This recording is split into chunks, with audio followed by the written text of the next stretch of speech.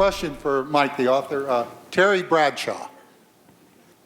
Yeah, I did over 300 interviews for this book, and the one person who did not want to talk to me was Terry Bradshaw. So it's clear that on Terry's side, there are still some hard feelings.